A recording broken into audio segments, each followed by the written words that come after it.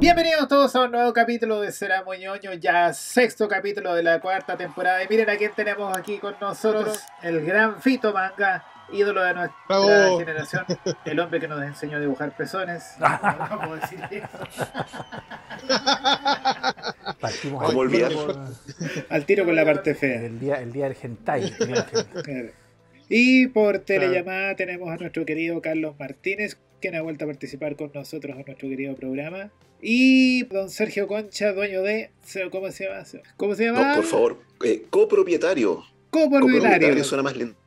Eso. Copropietario de Romano Comics. Romano Comics, que la pueden buscar por allá en Temuco, y también es una tienda online, así que... Amigos míos, la gente de Romano Comics. Sí, Excelente somos todos amigos cliente, acá. Carlos. Sí.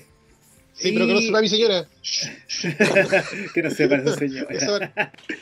Bueno, y se editen. preguntarán ustedes por qué nos reunimos todos hoy día y qué es lo que vamos a hacer en este capítulo. En el capítulo de hoy elegimos un selecto grupo de ñoños que están dedicados de una u otra forma al tema del cómic, ya sea como coleccionista, ya sea como dibujante, ya sea como dueño de alguna tienda relacionada. Así Claro. que la pregunta que vamos a intentar responder hoy día es ¿por qué amamos los cómics, don Fito? ¿Por qué? Porque los cómics producen comunicación. Y somos comunicadores. Tenemos la necesidad de contar algo, de contarlo algo al público, a nuestro público o a quien sea que quiera escucharnos. Nosotros los artistas de cómics creemos que tenemos algo importante que decir, ya sea mediante los dibujos, ya sea mediante el guión de una historia.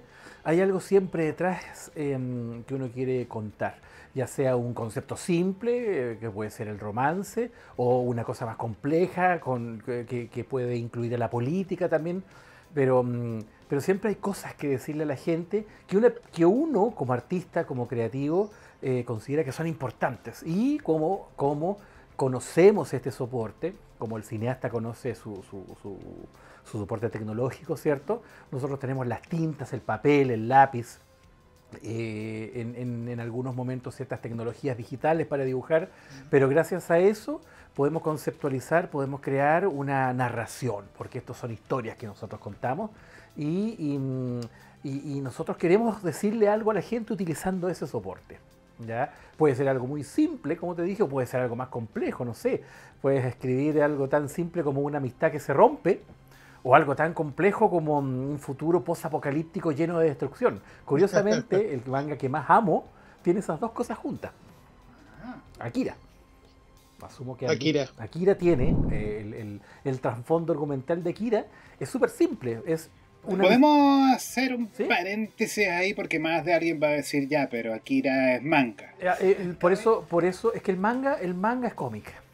El manga es cómic al fin y al cabo. Sí, una vez tú explicaste qué es la palabra, que manga es japonés, cómic en inglés. Ya ahí tendría que alargarme a hablar sobre las diferencias que hay entre el manga y el cómic, que son igual sustanciales, pero el cómic es el mismo en todos lados. Es una narrativa dibujada. Es una narración con viñetas, hay globos de diálogo, hay texto, hay paso de tiempo entre viñetas, tipos de planos, se comparte un lenguaje muy similar con el cine.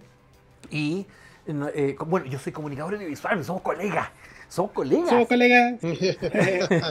Al manejar un lenguaje similar, audiovisual, podemos desarrollar esos mismos conceptos, pero gracias a una técnica del dibujo. En este caso, yo tengo una técnica de dibujo que es la que he tenido que aprender a manejar la puesta en escena en dibujo, que es súper compleja. Y gracias a eso, cuento mis historias. Para terminar la idea que había comenzado en un principio, en Akira, para mí Akira es el mayor manga de la historia, no he visto nada que se le compare. Además que es el manga que abrió la prosperidad del cine japonés en Occidente. Hay dos conceptos que por un lado es muy simple, sus bases argumentales, muy simple, su semilla argumental, y al mismo tiempo otros muy complejos, que involucra poderes mentales dentro de un ambiente cyberpunk en un futuro post-apocalíptico, ¿cierto? Considerando que Japón es un país post-apocalíptico, realmente lo es. Realmente Japón es el único país post-apocalíptico del mundo. Y por otro lado, la simpleza del argumento central, que es la amistad que se rompe, la amistad entre Kaneda y Tetsuo, personajes principales de Akira.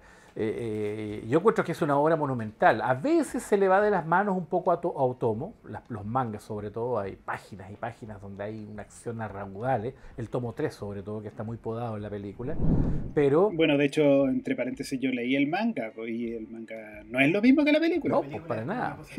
Es una adaptación, hay que hacer... Y el manga es casi una historia de acción y aventura. Es prácticamente lo mismo, pero los tiempos obviamente se han podado un montón de cosas para que pueda caber en una película de 2 horas, ¿no? Si no, sería una cosa de 5 o 6 horas o más, o derechamente haberla convertido en una serie. Pero Otomo quería hacer una película y bueno, ahí... Para mí una de las mejores películas de anime. Y tengo que mencionarlo, chiquillos, porque esas son mis bases. Son las bases mías del manga. Y usted, chicos, don Sergio, que es nuestro invitado de hoy, ¿por qué usted ama los Gracias. cómics? Porque son una fuente muy rentable de... Habiendo tanto ñoño que compra cómics. Pero debo decir de que, a ver, yo sé Pero, que o sea, ustedes más estarán allá, de yo acuerdo. entiendo que puede ser una fuente rentable, pero ¿por qué no vender papas fritas y vender cómics? Es más entretenido. Es mucho más entretenido. O sea, que digas que es más entretenido. no me que imagino- papas fritas, No, qué castigado. es importante, No, entonces. es que no me imagino conversando con gente de papas fritas, entonces prefiero hablar de cómics. Pero mira, el cómic de la magia, al menos para... Bueno, esto no es una frase mía, esto se sabe, el arte rupestre, digamos, en las cuevas, básicamente fue una forma de cómic. Lo primero que hizo el ser humano para grabar sus vidas fue Su básicamente vivencia. cómic. Claro, de manera muy rústica. Y lo otro, lo que a mí me gusta del cómic, y me hace mucho sentido con lo que dijo ahí el maestro Fito Manga, para mí el cómic une lo mejor del cine y de la literatura. ¿Por qué? Porque tú por mucho que veas una película, en este caso acá Henry Cavill, es Henry Cavill, no es Superman. Tú puedes ver la grabación de una película, pero el tipo sigue siendo Henry Cavill con un traje de Superman. Y en cambio en la literatura, por ejemplo, tú estás leyendo el libro, y a menos que seas un tipo imaginativo, que te guste mucho la literatura, te vas a ir imaginando los personajes, qué sé yo. El cómic tiene lo mejor de ambos. Tú no estás leyendo a Henry Cavill, tú estás viendo a Superman en el cómic, y además tienes toda la narrativa literaria, y se une, al menos yo lo veo así. Es una bonita forma de generar en tu mente esta ficción apoyada por dibujos, apoyada por una narrativa, como decía Don Fito ahí, se crea toda una narrativa cinematográfica. Ya con los años el cómic está mucho más avanzado que las 9 viñetas clásicas de los años 30, años 40, que Alan Moore supo homenajear muy bien ahí en Watchmen junto con Dave Gibbons, que eso varias veces me ha pasado que algunos amigos o clientes me han dicho, o algunos romanos, como decimos con Leo y con Luciano, me han preguntado, oiga, pero ¿por qué Watchmen está como tan encuadradito? Y claro, Watchmen es un homenaje en el fondo a los viejos años del cómic americano. Tiene todas unas claves ahí. Pero para no irme por las ramas, me gusta eso. Me gusta cómo el cómic puede enmarcar una película en tu mente. Sin que sea un actor que hay de fondo. Es tu personaje. Tú ves a Superman, tú ves tus versiones. Eso es lo que me gusta del cómic, lo que amo del cómic. ¿Y don Carlos Martínez qué opina? Oye, yo discrepo los dos. No tan polémico, no. No, mira, yo tengo una historia más personal con respecto al cómic. Ocurrió, no sé si puedo, no voy a tratar de extenderme tanto, pero ocurrió cuando yo era chico, que por un error en unos exámenes médicos salió que yo tenía leucemia, ¿cachai? Entonces me tuvieron algo así como un mes, un poco más, botado en una cama, drogado. Así estaba. Me tenían drogas, pastillas y cosas. Entonces mi vieja, mi papá y mi mamá, cuando yo estaba así en ese estado, para no aburrirme, no sé, por los 80 había una sola tele en cada casa, si es que, ¿cachai? Entonces, para que yo no me aburriera, me empezaron a comprar historietas, para que no me aburriera ahí botado en una cama, porque supuestamente yo tenía leucemia. Me recuerdo de las que más leía era Barrabases, que es la que más me gustó, porque jugaba yo a la pelota con mis amigos afuera, entonces puede estar un niño de ¿cuánto tenía? 8 o 9 años, encerrado en una cama, así en una pieza, aburrido, y escuchaba a mi amigo, porque fue verano más encima, escuchaba a mi amigo jugar a la pelota afuera en la calle, Entonces yo me refugié harto en Barrabases, ¿cachai? Primero Barrabases, ese fue mi primer amor, mi primera llegada con los cómics. Me gustaría poder haber guardado esos Barrabases antiguos, pero no fue así. No pensaba como coleccionista en esos años. Y después llegó esto que quiero mostrar. Tengo harto para mostrar en todo caso, chiquillos. Miren. Esto que Bien. tengo aquí lo tengo en una bolsita plástica porque está muy mal Ese es cuidada. el De hecho, le falta la argentino. parte. Es el argentino. Flushman Flushman. 6. Dice Flushman. Sí. Flushman. Sí, Flushman. Un error Flushman, de la un traducción. clásico. ¿Qué haces, papa frita? Este fue el primer cómic de superhéroes que yo compré y lo mantengo de esa época. Ah, Me ya. costó 300 pesos. Cuando ya, una vez que ya se dieron cuenta que lo que tenía era empacho, no tenía leucemia, error de los médicos, ¿ya? ¿Qué diferencia entre No una se dieron cosa y la cuenta, otra? se traspapelaron. Yo digo, es que había otra persona que se llama igual que yo que tenía leucemia, ¿cachai? ¿Cuándo? Ya, pero ¿para qué vamos?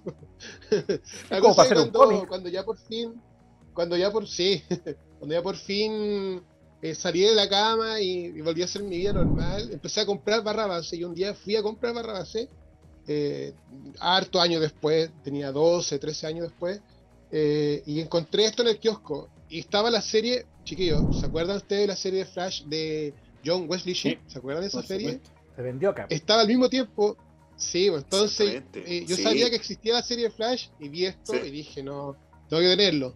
No entendí ni cresta porque estaba el número 6, no. Pero esta fue mi llegada a los cómics de superhéroes. Y eso es lo que quiero llegar. ¿Por qué me gustan a mí personalmente los cómics los cómics en general, ¿cierto? Es porque en ese momento me encontré como un refugio. No sé si me pueden entender, pero un refugio para ese momento que estaba solo, ¿cachai? Era como un amigo que tenía al lado, con quien las aventuras que ocurrían ahí, uno se metía en el cuento, ¿cierto? Uno era bototo, era guatón, o era torito jugando a la pelota. Como no podía estar jugando con mis amigos, Pirulé. yo me refugié en los cómics. Y por eso me enamoré del Palmatoria. Yo creo que por el color de piel estoy más cerca de él. No, y eso fue lo que como el primer amor que tuve por los cómics, ¿cachai? Que era como el refugio para aburrimiento, para esas tardes aburridas y botado en una cama a los 9 años, 8 años, y fue una puerta de entrada a los cómics y después nunca más salir. Imagínate, tengo 43 años Sí, pues y ya no eso, salí. eso Ya. te quería preguntar. ¿Por qué seguiste? ¿Cómo fue que eso no se acabó? Porque uno igual puede pensar que es como un juego de niños, algo que te sirvió un tiempo, bla, bla, bla, ¿cachai? Pero ¿cómo llegas a tener 43 Pero ahí, años y tener miles de cómics en la casa? y eso que tuve vida. No, Sí, y eso me que llegan tienes las señora palabras e hijos del también. maestro, señora hijo, sí, y carreteé y me curé, Eso, y no como el ñoño estándar, ¿eh? No, nunca claro. fui como el ñoño Ajá. estándar.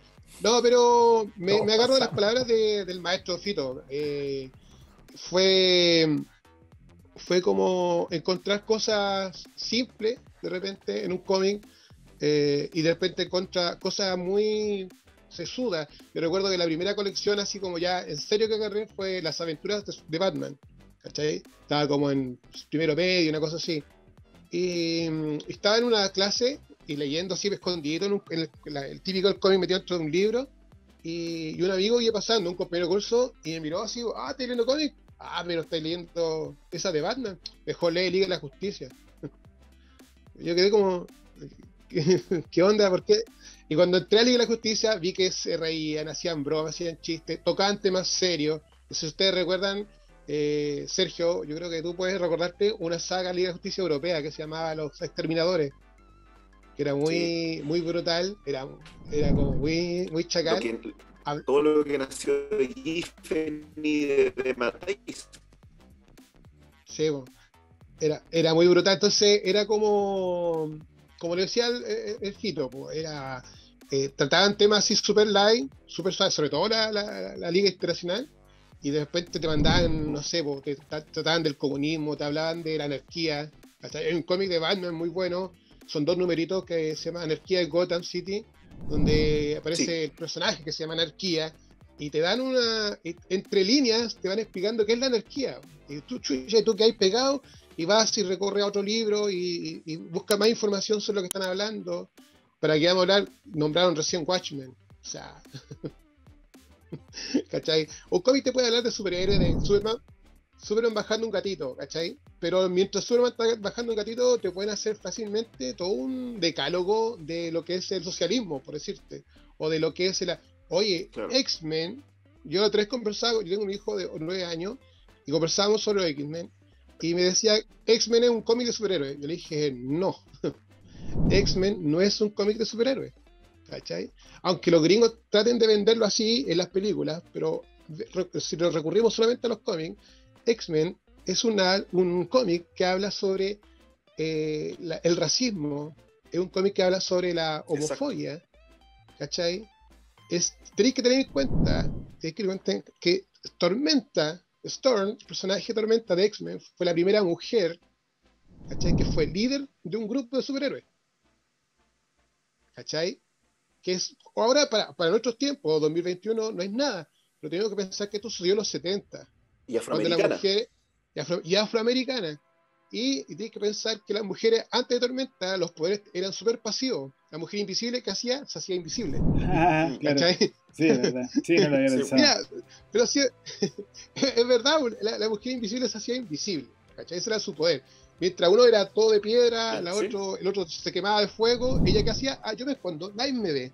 Después fueron aumentando poderes, que hacía campo de invisibilidad, ¿cierto? Hay más poderosa, pero en eso entonces, 60, 70, la mujer invisible se hacía invisible, y eso era todo.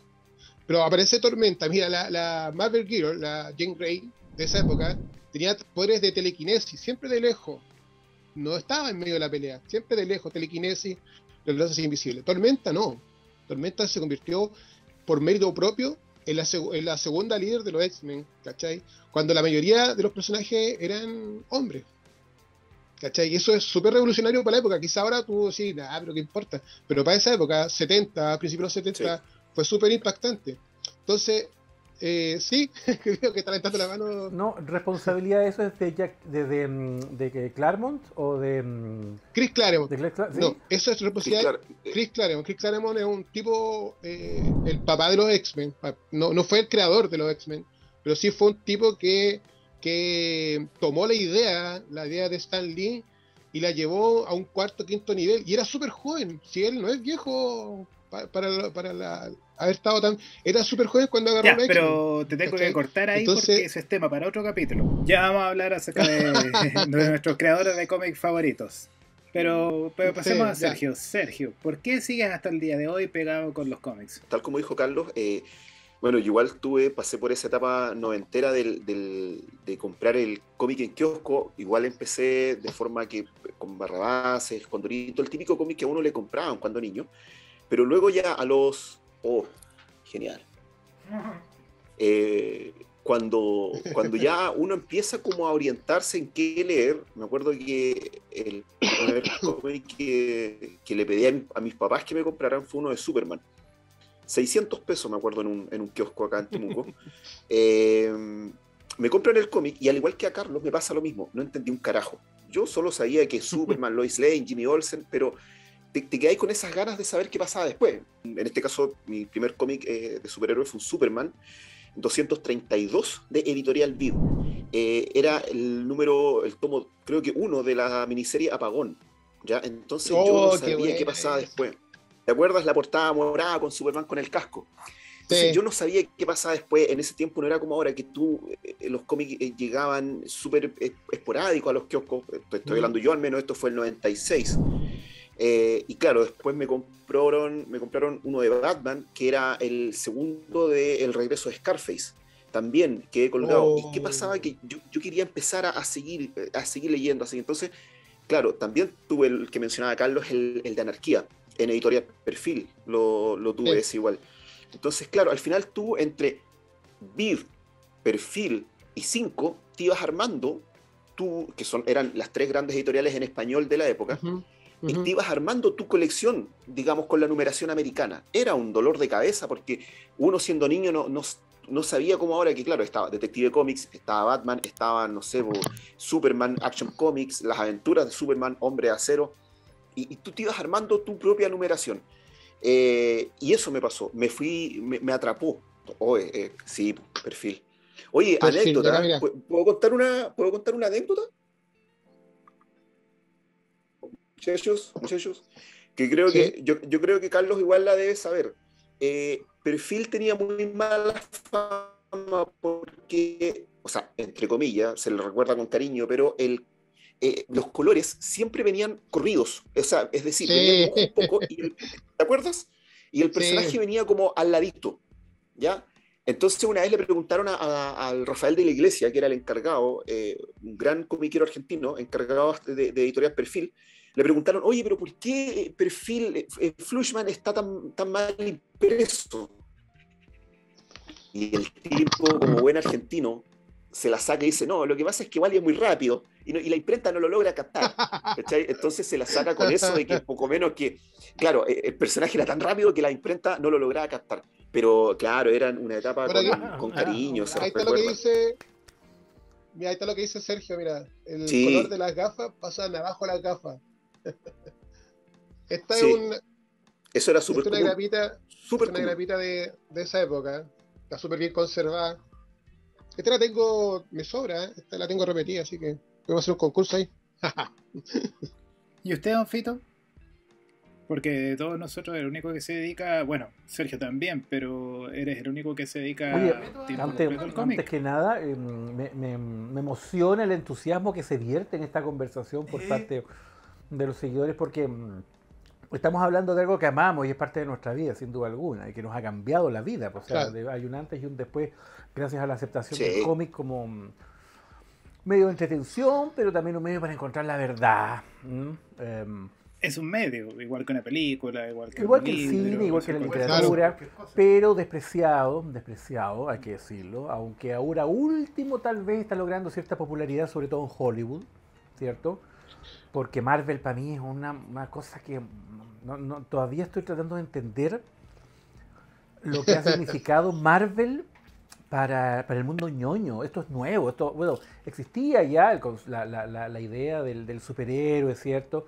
Em, las películas de DC, las películas de Warner, de Batman, de Superman, habían creado todo un movimiento, ¿cierto?, en torno al superhéroe, que se podía acercar a lo que era Star Wars, tal vez, El Señor de los Anillos, con mayor o menor entusiasmo dependiendo del país. Pero Marvel se ha convertido en una cosa obscena, obscena. Es un circo que da dinero y está muy fuertemente apoyado, obviamente, por Disney. Y por eso es circo. Por eso está el colorinche. O sea, yo veo esto y no deja de ser una cosa nueva dentro del concierto de las películas de superhéroes. Y claro, por un lado eso se agradece porque de alguna manera mantiene vivo el cómic, aunque no sé qué tanto, ¿ya? Lo mantiene vivo. No, no, no mucho, no No, no mucho, la mucho, verdad. por lo no que mucho. yo estuve No, en la Comic Con de San Diego de ahora, del año 2021, y están, claro, hay ventas, pero aparentemente no, las películas no inciden directamente en las ventas de los cómics. no, no, no. Eh, Incluso, hay algo que, disculpa Sergio, sí, yo creo que los videojuegos últimamente, y ahí Sergio me puede corroborar lo que le voy a decir ahora, están influenciando más a la venta de cómics que las mismas películas. Un gran ejemplo de lo que estoy diciendo es lo que ocurrió este año, tanto en Estados Unidos como en España, con el cómic Batman Fortnite, que fue éxito sí. de venta en Estados Unidos y en España. ¿Por qué? Porque, sí señor, porque traía un código. Yo no cacho de videojuegos, yo juego a la cuncunita en el celular, nada más. ¿Ya? Y Candy Eh, eh, Crush. hasta ahí, hasta ahí llega. Sí, pues Candy Crush es esa buena religión. Oye, Sí, de entonces hecho venía iba cada varios número, mundos más adelante que yo. sí, discúlpame. Oye, venía cada número con un código especial para poder canjearlo por un skin y mejoras para el videojuego. Entonces, tanto la versión en inglés, ¿cierto? Original de DC Comics, como la versión que salió casi al mismo tiempo, casi hay como un mes de diferencia, me parece, no, ahí no estoy seguro, con España, traían esos códigos. La cosa es que fue grito de plata y se convirtió en junio, julio, por ahí, ya en el cómic más vendido desde hace muchos años. O sea, la pandemia claro, trajo problemas en la venta de cómics, pero era algo que DC Comics venía arrastrando desde mucho antes. De la última vez que DC estuvo mejor en las ventas fue allá cuando empezaron con Rebirth, pero duró un par de meses. Después Marvel otra vez vendió más que DC. Hasta ahora, hasta que salió este Batman Fortnite, que de hecho mi hijo compró ya gracias a la gente Romano, Policía para Romano Comics. Se nos agotó, de hecho. Se agotó, ¿cierto? Sí, Sí. y ya va como en la tercera edición y ya está un tomo recopilatorio y ya está anunciado que va a salir con toda la serie completa. O sea, para que veas tú, el impacto del cine, ya eso es lo que iba, me fui por la rama, el impacto del cine en las ventas de cómics no es tanto, quizás antes sí, pero ahora ya no, como otras cosas, como videojuegos, por ejemplo, con estos crossover entre personajes de distintas compañías. ¿Sí? Sergio, ¿es verdad, cierto? Exactamente. De hecho, a mí me pasó, yo como acá copropietario de Romano, de hecho yo respondo el WhatsApp de la tienda, me ha pasado de repente que hay muchos clientes, me pasó hace un par de meses atrás, un muchacho de Santiago conversando, qué sé yo, es muy entretenido, debo decir que bastante entretenida la retroalimentación con los clientes, qué sé yo, me dice, oye, ¿sabes qué? Yo soy fanático de Iron Man. Ah, ya, le digo yo, sí, empezamos a conversar. Y me dice, mira, me muestra una foto de su colección de figuras. Tenía Hot Toys, no, me imagino algunos manejarán lo que es un Hot Toys, son estas figuras grandes. Yo tengo estas que cuestan 25 lucas. Un Hot Toys, si no me equivoco, está como en las 4 gambas, 350 por ahí. Claro, la cosa es que este compadre va y me muestra fotos de su colección. Tenía una colección preciosa de Hot Toys de Iron Man, qué sé yo. Tenía uno que le había costado, creo que 1,5 millones, a ese nivel. Este que trae los brazos metálicos donde a Tony Stark le están sacando la armadura. Y él va y me dice, ¿sabes qué? Yo no, lo que sí no he leído cómics. Ah, le dije yo, asesoría. Y me dice, sí, quiero empezar a leer Iron Man porque yo he leído cositas puntuales de Iron Man. Y claro, ahí voy a lo que decía Carlos y lo que decía Don Fito igual, de que el guatazo que tú te mandas luego de haber visto película y pasarte a los cómic igual es heavy, porque yo le explicaba, oye, el Tony Stark que tú ves en el cine, créeme que es muy diferente al que tú ves en el cómic. Claro. No, el Tony Stark, todos los que hemos leído cómics sabemos que Tony Stark es un tipo desagradable en los cómics, sobre todo el Tony Stark más alcohólico, más huraño, más angustiado. No tiene que ver con el Robert Downey Jr. que uno ve en el cine, que es un Iron Man más familiar, por decirlo de alguna manera. Y claro, es entretenido ver todo eso. Claro, exactamente. Es entretenido ver. Pero claro, creo que pasa mucho por ahí con lo que decía Fito, el hecho de cómo se nos presenta actualmente el tema del superhéroe. Yo cuando niño jamás hubiese soñado con tener una mochila de Capitán América o de Iron Man, porque era impensado. O sea, ni siquiera de DC, ni siquiera. Era como algo súper under. Ahora, hoy en día, cualquier niño tú lo ves con una mochila de Thor, del Capitán América, de Superman, que es como normal. Yo hubiese dado un pulmón en esos años por tener una mochila de Batman. Claro. Oye, yo soy de la época de la mantequilla. ¿Se puede nombrar marca, cierto, sí, señor director? ¿Se puede, no? Sí, ya. Sí. ¿Se acuerda usted? La mantequilla Dorina, a ver si era que venía con los monos Marvel en la tapa. Sí, ¿se acuerdan de eso? Sí, y lo recortamos. Yo compramos 3-4 kilos al mes para poder tener las tapas y recortábamos y teníamos, era lo más cercano al merchandising que teníamos en esos años. ¿Cachai? Sí. Y de hecho, no conocíamos los personajes, sobre todo los Marvel, no se conocían. Aquí se conocía que los Cuatro Fantásticos, el Hombre Increíble, Hulk y nada más. El Hombre Araña fue importante, yo la vi, la serie del año 64 en Televisión Nacional. Cuando era chico. Sí. Esa fue la primera gran serie de Marvel, de un personaje de Marvel que se exhibió en la televisión chilena. Y después llegaron, creo que los Cuatro Fantásticos. Una investigación que hice hace muchos años sobre las series de superhéroes que se exhibieron aquí. Fito, pero ¿te refieres a la serie animada? La serie animada del año 64. Con Iceman. La clásica. No, venía. La de Cuatro Fantásticos no traía a la Antorcha Humana, porque los niños se podían quemar al tratar de jugar con fuego. Y venía con Roddy el robot. Ah, de veras. Exacto. Esa fue la de Filmation, ¿no? Sí, yo esa Sí, fue la esa primera fue que vi en de hecho, me la... parece.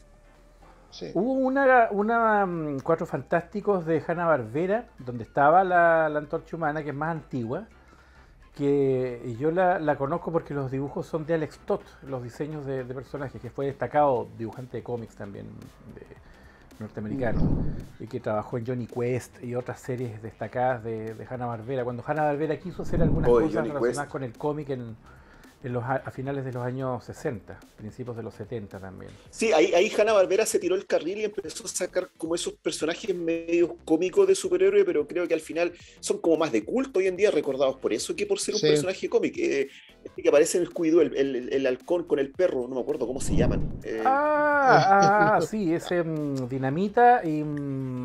Ese, ay, ¿cómo se llama este claro. personaje? Hay una película de Scooby-Doo muy buena, Sí, reciente, del año 2019, me parece que, donde sale sí, este personaje. Esta sí, película la dieron la vi, yo no la había visto en cine, la dieron hace poco en la televisión por cable y me pareció un acierto. Sale el Capitán Cavernícola, salen los personajes clásicos, sale Pierdo Doyuna, pero en 3D, sí, película de animación 3D, ¿cachai? Y está muy bien hecha. Fabulman.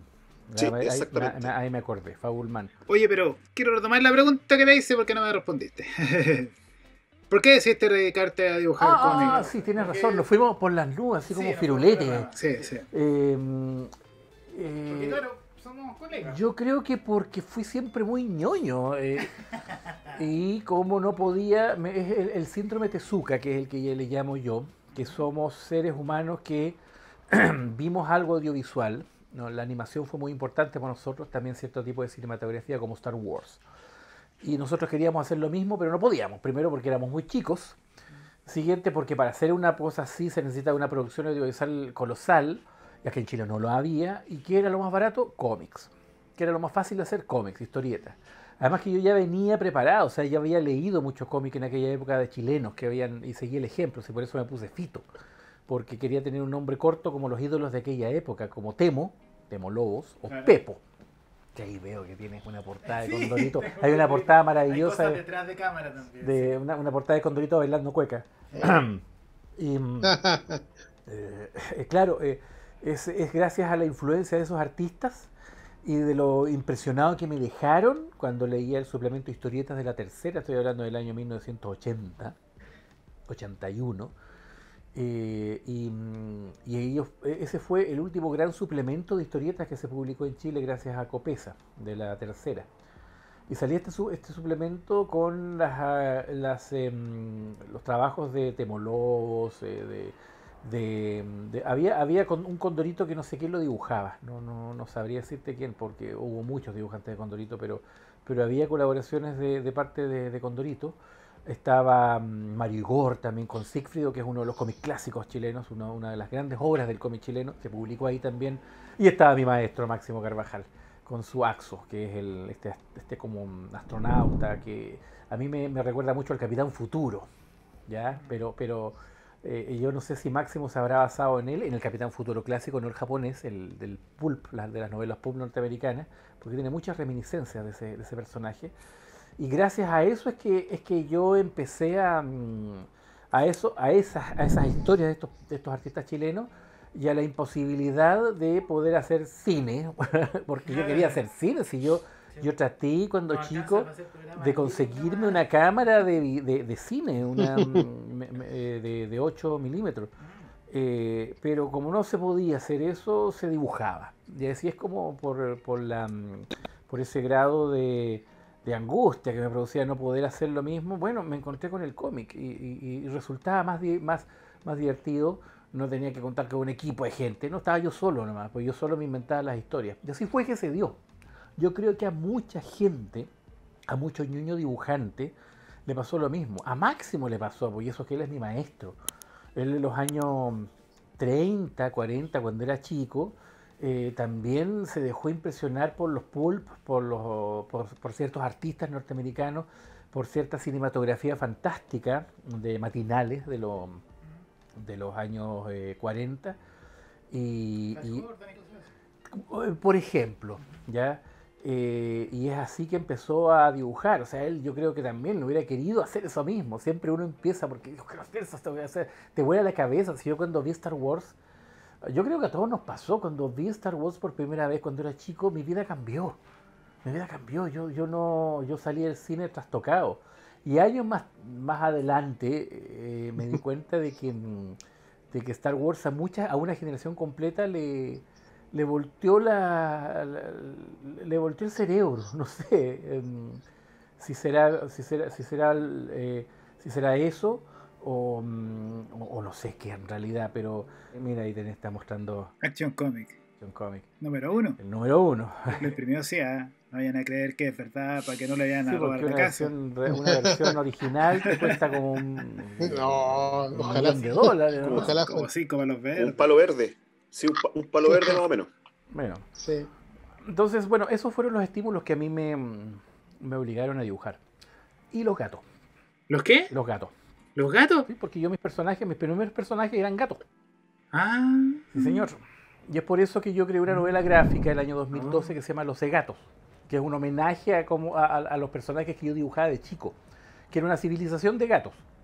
Y los dibujé a los gatos como una civilización, como una ciudad, con cosas que ocurrían en esa ciudad que eran puros gatos, de puro picado contra el super ratón.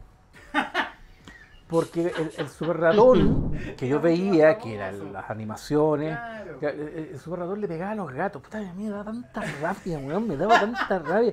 Si yo amo los gatos, yo me crié con gatos, me encanta, soy un abrazagato. Pero el super ratón golpeaba gatos, entonces tenía que crear una contrapartida. Creé este universo, esos fueron mis primeros personajes, el super gato, gatín gatón, etcétera. Eran historietitas que yo hacía de chico con lápiz de pasta en cuaderno. Pero de alguna manera eso me sirvió, porque hice mucho, me sirvió un montón para pulir el arte de cómo contar una historia mediante dibujos. Eso es lo que hay que pulir desde chico. Y no paré más. Ese más o menos fue el inicio. Querido don Sergio Carlos, algo para ya cerrando el programa. Nos quedan como 5 o 7 minutos. Don Sergio. Yo quiero complementar un poco lo que dijo don Fito respecto a Star Wars, de que tiene el gran mérito junto con Star Trek, bueno, Star Trek primero a nivel televisivo y Star Wars ya a nivel fílmico, de haberle dado un respeto a la ciencia ficción, una madurez más allá, que fue lo mismo que de a poco se fue. No es coincidencia que Star Wars sea de fines de los 70, principios de los 80, y los mejores cómics hayan empezado en la primera mitad de los 80 hacia adelante. Tomaron todo eso de la ciencia ficción, del respeto hacia la fantasía. No digo que antes no hubiera, porque cosas como Flash Gordon, por ejemplo, se hacían a pulso, pero se veía desde el punto de vista casi como algo producto para niños, producto para jóvenes. No, Star Wars y Star Trek fueron hechas desde el punto de vista adulto.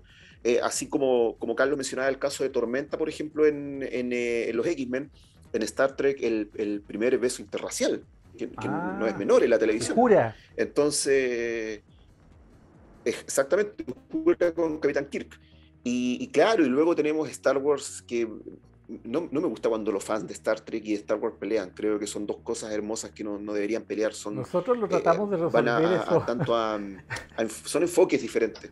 En los años 90 tratamos de resolver eso con el grupo de ficcionautas asociados, cuando hacíamos eventos de ciencia ficción en el Centro Cultural de España. El tercer encuentro de fantasía y ciencia ficción hicimos una especie como de reunión entre Trekkies y Jedi, pues, los seguidores de ambas agrupaciones. Y yo me tuve que disfrazar, aunque yo soy más tirado a Star Wars, yo me tuve que disfrazar de señor Spock. Y me pusieron, porque teníamos a los personajes ahí teníamos a Vader, tenemos a Chewbacca, gente que llegó a ayudarnos con sus disfraces, que era muy difícil conseguirse un disfraz de esas cosas en aquella época. Y nos faltaba un Spock, un representante teníamos a Data, me acuerdo, ¿y sabéis quién hizo de Data? El zombie.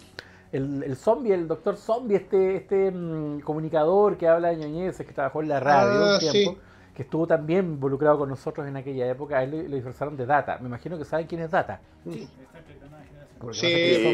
El zombie era súper pálido, un tipo muy pálido, por eso le dicen zombie. Y calzaba re bien con Data, pues, así que lo peinaron, le hicieron le pusieron la bolera, no quedó pero maravilloso. Y a mí me disfrazaron de Spock, me cortaron el pelo así y me pusieron unas orejas y me pusieron también un capuchón como en la primera Star Trek, la Star Trek de la película de Motion Pictures, donde sale en Vulcano con una capucha, así me tenían cosplayando y fue una experiencia única. Y tuvimos una muy bonita reunión entre los dos grupos. O sea, en un principio, claro, hay como... ¿Terminaron ebrios?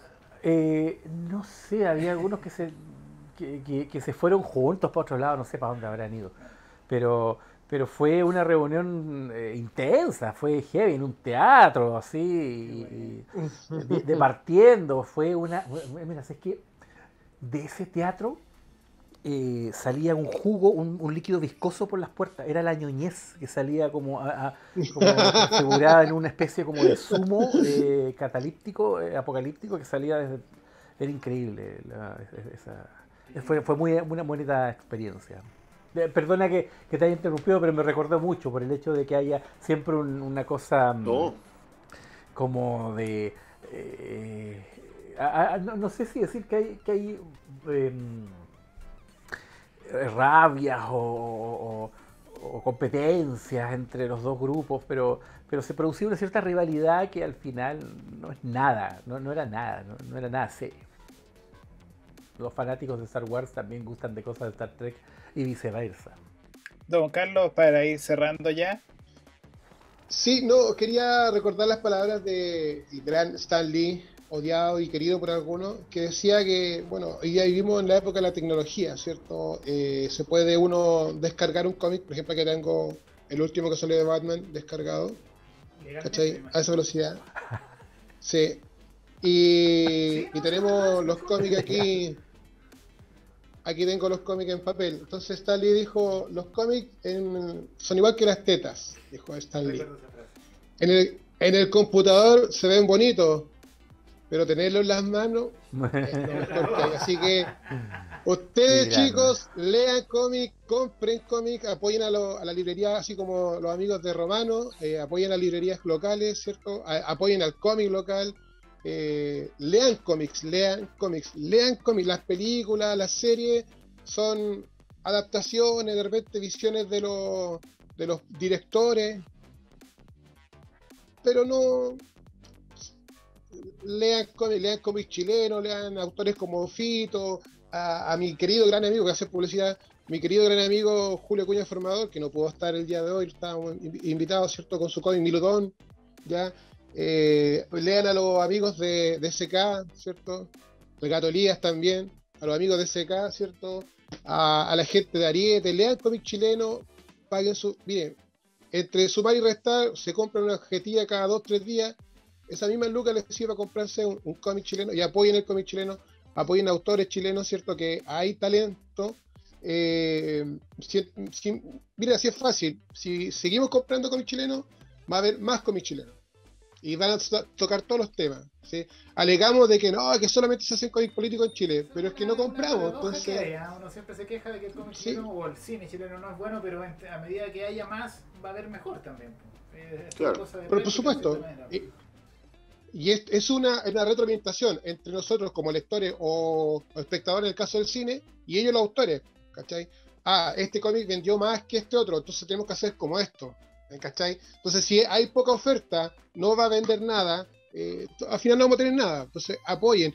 No me quiero extender mucho, pero hace unos años atrás terminó de publicar en kioscos Unlimited Comics, que era una editorial de Copesa, ¿cierto? Que traía cómics de Superman, de Batman, ¿cierto? De personajes de Marvel, y ellos quebraron y no pudieron seguir. Y yo les dije, esto va a ser un gran problema para los kioscos, ¿cachai? Porque no vamos a tener cómics en los kioscos, y es lo que está sucediendo hoy en día. Hay súper poco, está llegando súper poco y en poca cantidad, ¿cachai? Así que apoyen a los kiosqueros también, compren su cómic ahí semanal. Ahora está publicándose Olafo, el Vikingo, tremendo cómic de humor, ¿cierto? Apoyen, compren.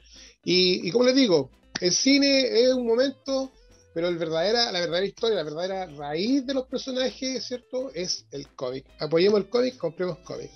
Eso. Mira. Bueno, con esa frase entonces terminamos el programa de hoy. Muchas gracias a todos por habernos visto. Gracias por la invitación. Y nos vemos la próxima semana pues, con otro capítulo de cómics también. Chao, chao. Chao, chao. Adiós. Gracias. Chao, chao.